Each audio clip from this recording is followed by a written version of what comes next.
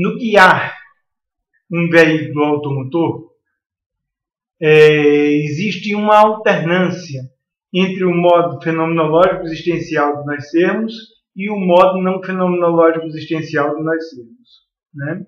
Mais especificamente, né, no guiar um veículo automotor, existe uma alternância, né, entre o modo de sermos fenomenológico existencial da ação e o modo não fenomenológico existencial de sermos do comportamento. Ação e comportamento se alternam ao guiarmos um veículo automotor, né? De um modo que, em situações menos complexas, né, nós podemos funcionar em termos de comportamento, meramente, né? E quando a complexidade do trânsito, né, se intensifica, nós precisamos transitar otimamente do comportamento para a ação.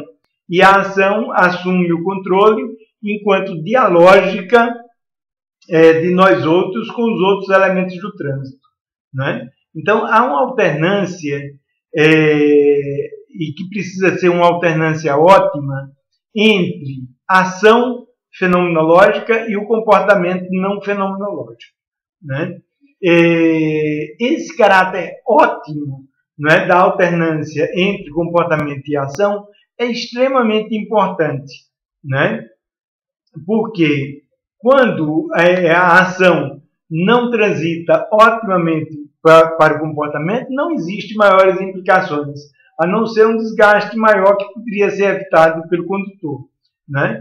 Mas quando o comportamento não transita otimamente para a ação, né, o resultado são acidentes, eventualmente catástrofes, né?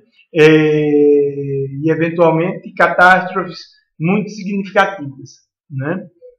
Quer dizer, o trânsito da ação para o comportamento, né, pode não se dar sem grandes implicações, mas o trânsito do comportamento para a ação, quando se demanda a dialógica da ação, né, não havendo otimamente o trânsito do comportamento para a ação, o resultado, em grande parte das vezes, pode ser o acidente, né? Ilustrando essas perspectivas, né, a gente poderia ver dois exemplos polares, né, da ação ideológica no trânsito e do comportamento e da disfunção, né, da transição do comportamento para a ação, resultando em acidente, né? Primeiro vejamos essa possibilidade, essa segunda possibilidade, né? A disfunção na passagem do comportamento para a ação, né? E aí nós temos como exemplo o guiar moto, né? E o guiar moto em Palmas, no Tocantins, né? Lamentavelmente, em Palmas, no Tocantins, existe uma quantidade enorme de acidentes de trânsito com motos, né? E acidentes de trânsito com motos em grande quantidade fatais, né? Os hospitais lotados, né, de pessoas que sofrem acidentes de moto e frequentemente com danos graves, com perda de função, né? E em grande parte dos casos com o óbito, né? A pessoa ia falecer, né? Quer dizer, e é preciso pensar, não é, por que essa quantidade tão grande de acidentes de moto. Quer dizer, é grande no país inteiro, mas em Palmas em particular, ela é muito maior, né? E é preciso pensar por que, né, essa incidência tão maior de acidentes de trânsito com motos em Palmas, né? Veja, a bela capital do Tocantins, né, é uma cidade nova, muito novinha, né? E é uma cidade planejada, né? É uma cidade que, apesar de não ser uma cidade de uma grande população, é uma cidade que tem grandes avenidas, né? E, em geral, essas grandes avenidas terminam numa rótula, né? lá chama-se de rótula, né? Na verdade, em outros locais se chama de girador ou de trevo, né? Então, nós temos em Palmas grandes avenidas, como a JK, por exemplo, né? E que vão até uma rótula, ou várias rótulas, né? No percurso da avenida. E avenidas muito longas, né? Veja, ao transitar pela avenida, né? Ao transitar, né? Pelo corpo da avenida, né? O motoqueiro pode funcionar comportamentalmente, né? E, na verdade, ele chega a se envolver num tipo de transe comportamental, né? Em que ele funciona meramente no modo comportamental de ser, né? Porque o trânsito não é muito complexo e não exige muita atenção e muita atuação, muita ação do motoqueiro, né? Quer dizer, a avenida é desproporcionalmente longa em comparação com a rótula, né? Que é uma áreazinha um pouco bem limitada do trânsito, né? Não obstante, a rótula é um momento do trânsito em que acontece uma complexificação muito grande do trânsito. Quer dizer, se o motoqueiro vem comportamentalmente com a moto, né, ao longo da avenida, né, e isso dá conta do trânsito não complexo da avenida, quando ele chega na rótula, ele precisa mudar, né, de um modo ótimo, né, de um modo competente, de comportamento para ação. Porque aí o trânsito se concentra. Aí tem a curva da rótula, né? Quer dizer, e demanda uma dialógica intensa do motoqueiro com os carros, com as outras motos, né? E demanda uma dialógica com a própria rótula, com a calçada, com o leito da avenida, né? Quer dizer, então, em comparação com um período em que o motoqueiro pode pilotar no piloto automático, praticamente, né, comportamentalmente, a rótula exige intensamente, o girador exige intensamente atenção e ação, né? A ação atentiva, né, do condutor da moto, né? E o que acontece é que, pelo fato de que o percurso da avenida é muito longa, né, o motoqueiro se distrai, né, na pilotagem da moto e no modo comportamental de pilotagem da moto, né? O que significa que quando ele chega na rótula, quando ele chega no girador, ele ainda está funcionando comportamentalmente e não tem tempo suficiente para mudar de um modo ótimo, de um modo funcional, de comportamento para a ação que a rótula demanda. Então, eventualmente, o motoqueiro, então, passa por cima da rótula, comportamentalmente, ele vem pilotando no piloto automático, ele passa por cima da rótula e se acidenta, não é? Ou, eventualmente, ele acorda do transe comportamental, vamos dizer assim, né? De um modo muito atrasado, de um modo muito precário, e vai entrar na curva da rótula e não dá tempo e ele derrapa e cai, né? Ou, eventualmente, ele não consegue estabelecer a ação, a dialógica da ação com os outros veículos na rótula e com a própria calçada, com o próprio leito da avenida, né? E ele termina ou por se chocar com os carros, ou por cair, né? Ou enfim, ter uma atuação, uma ação, uma dialógica precária no espaço onde se exige ação e dialógica, que é exatamente o espaço da rótula, né? Então, essa precariedade na alternância entre comportamento ao longo do curso da avenida e a ação na pilotagem durante a passagem da rótula, né, a transição precária de comportamento para ação dialógica, é que responde por grande parte dos acidentes, né, muito graves, eventualmente, que acontecem em Palmas, né? Há necessidade de um tipo de sinalização especial, né? Um tipo de sinalização que acorde o motoqueiro, que acorde o piloto da moto do seu trânsito comportamental, né? Que o advirta que ele precisa sair do trânsito comportamental e agora se mobilizar num modo de ser da ação, num modo de ser da dialógica da ação. Não existe essa sinalização.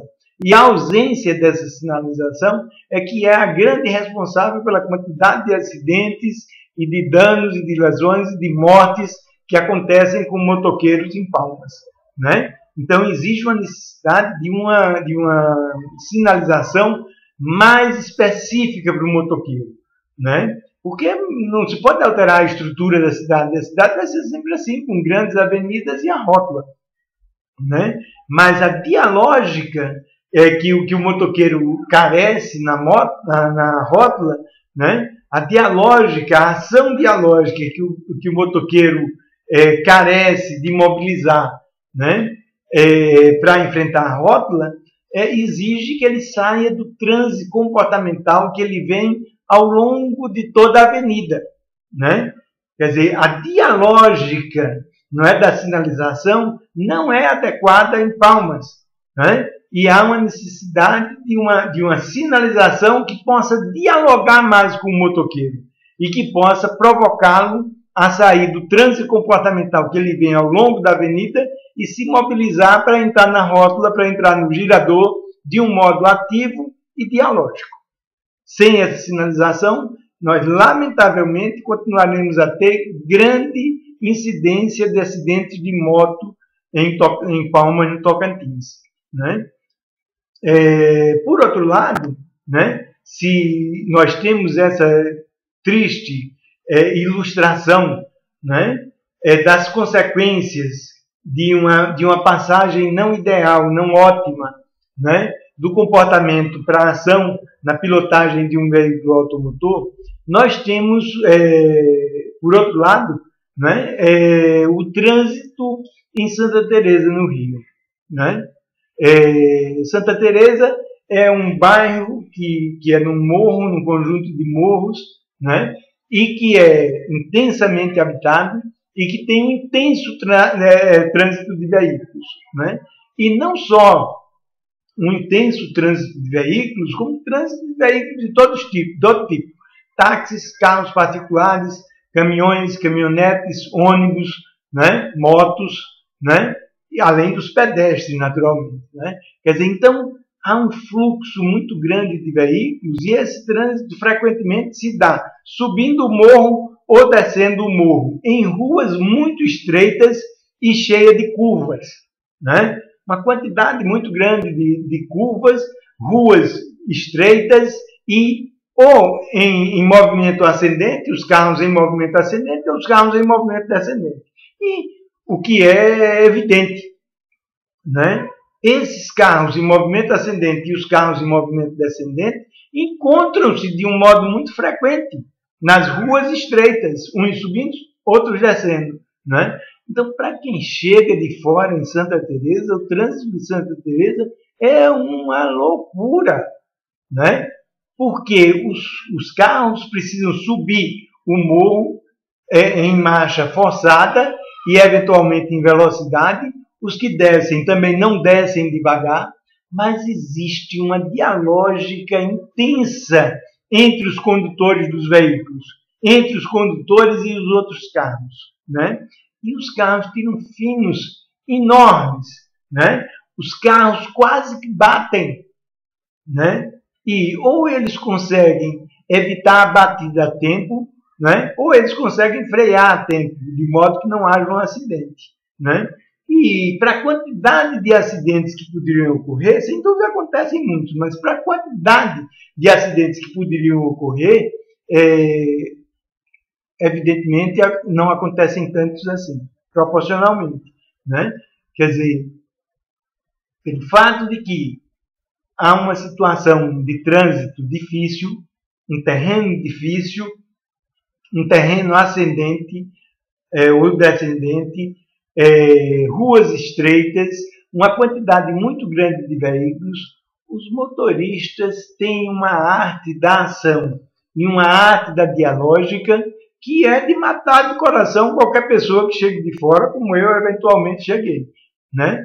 E fiquei surpreso, né, com a intensidade do trânsito, né, e com a relativamente baixa quantidade de acidentes em comparação com aquela loucura, né? Mas o que é que acontece, né? Pelas dificuldades do terreno, pelas ruas estreitas, pela quantidade de veículos, pela velocidade dos veículos, os motoristas transitam intensamente no modo de ser da ação.